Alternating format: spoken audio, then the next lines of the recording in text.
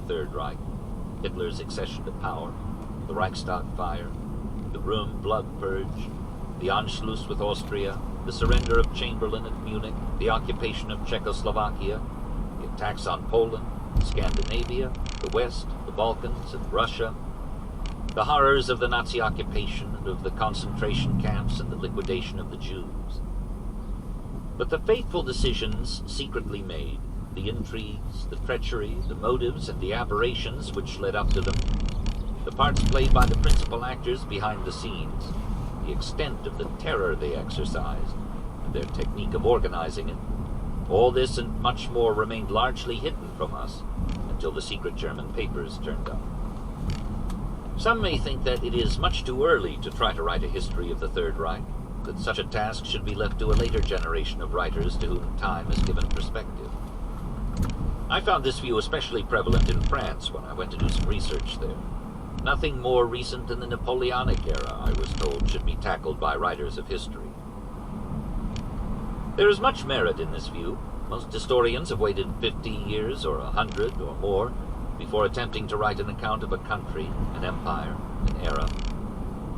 But was this not principally because it took that long for the pertinent documents to come to light and furnish them with the authentic material they needed? And though perspective was gained, was not something lost because the authors necessarily lacked a personal acquaintance with the life and the atmosphere of the times, and with the historical figures about which they wrote? In the case of the Third Reich, and it is a unique case, almost all of the documentary material became available at its fall, and it has been enriched by the testimony of all the surviving leaders, military and civilian, in some instances before their death by execution. With such incomparable sources so soon available, with the memory of life in Nazi Germany and of the appearance and behavior and nature of the men who ruled it, Adolf Hitler above all, still fresh in my mind and bones, I decided at any rate to make an attempt to set down the history of the rise and fall of the Third Reich. I lived through the whole war, Thucydides remarks in his History of the Peloponnesian War, one of the greatest works of history ever written. Being of an age to comprehend events, and giving my attention to them in order to know the exact truth about them. I found it extremely difficult and not always possible to learn the exact truth about Hitler's Germany. The avalanche of documentary material helped one further along the road to truth than would have seemed possible 20 years ago. But its very vastness could often be confusing. And in all human records and testimony, there are bound to be baffling contradictions. No doubt my own prejudices, which inevitably spring from my experience and makeup, creep through the pages of this book from time to time. I detest totalitarian dictatorships in principle and came to loathe this one the more I lived through it and watched its ugly assault upon the human spirit. Nevertheless, in this book I have tried to be severely objective, letting the facts speak for themselves and noting the source for each. No incidents, scenes, or quotations stem from the imagination. All are based on documents, the testimony of eyewitnesses, or my own personal observation. In the half-dozen or so occasions in which there is some speculation, where the facts are missing, this is plainly labeled as such. My interpretations, I have no doubt, will be disputed by many. That is inevitable, since no man's opinions are infallible. Those that I have ventured here in order to add clarity and depth to this narrative are merely the best I could come by from the evidence and from what knowledge and experience I have had. Adolf Hitler is probably the last of the great adventurer-conquerors in the tradition of Alexander, Caesar, and Napoleon. And the Third Reich the last of the empires which set out on the path taken earlier by France, Rome, and Macedonia. The curtain was rung down on that phase of history, at least, by the sudden invention of the hydrogen bomb, of the ballistic missile, and of rockets that can be aimed to hit the moon. In our new age of terrifying, lethal gadgets, which supplanted so swiftly the old one, the first great aggressive war, if it should come, will be launched by suicidal little madmen pressing an electronic button. Such a war will not last long, and none will ever follow it. There will be no conquerors and no conquests, but only the charred bones of the dead on an uninhabited planet. Book 1. The Rise of Adolf Hitler. Chapter 1. Birth of the Third Reich. On the very eve of the birth of the Third Reich, a feverish tension gripped Berlin. The Weimar Republic, it seemed obvious to almost everyone, was about to expire.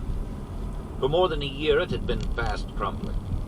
General Kurt von Schleicher, who, like his immediate predecessor, Franz von Papen, cared little for the Republic and less for its democracy, and who, also like him, had ruled as Chancellor by presidential decree without recourse to Parliament, had come to the end of his rope after 57 days in office.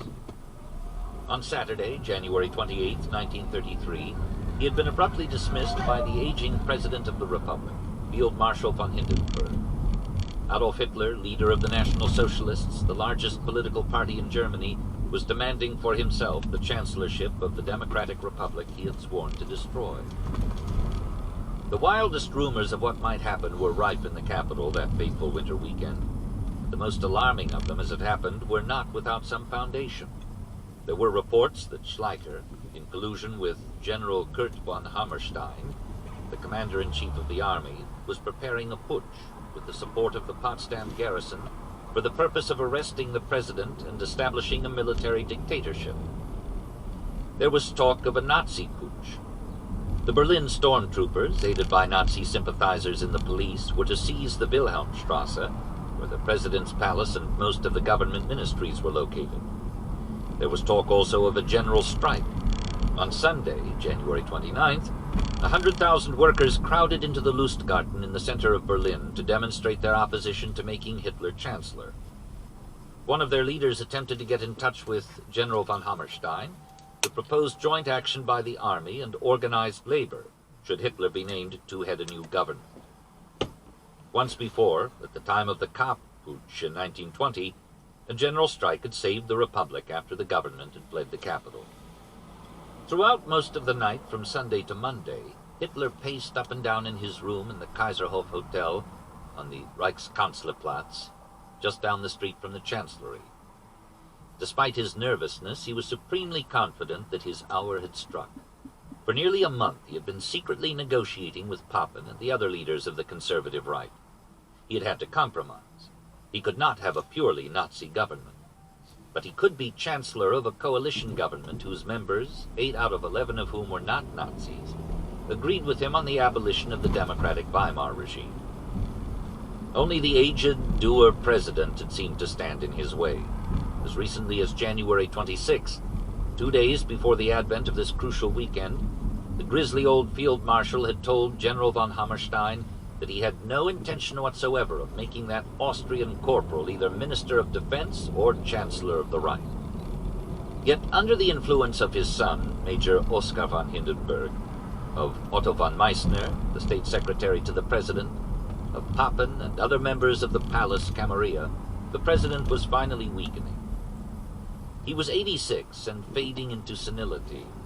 On the afternoon of Sunday, January 29th, while Hitler was having coffee and cakes with Goebbels and other aides, Hermann Göring, president of the Reichstag and second to Hitler in the Nazi Party, burst in and informed them categorically that on the morrow Hitler would be named chancellor.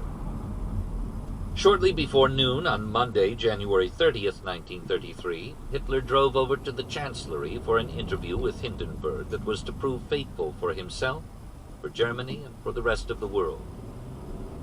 From a window in the Kaiserhof, Goebbels' room and other Nazi chiefs kept an anxious watch on the door of the Chancellery, where the Führer would shortly be coming out.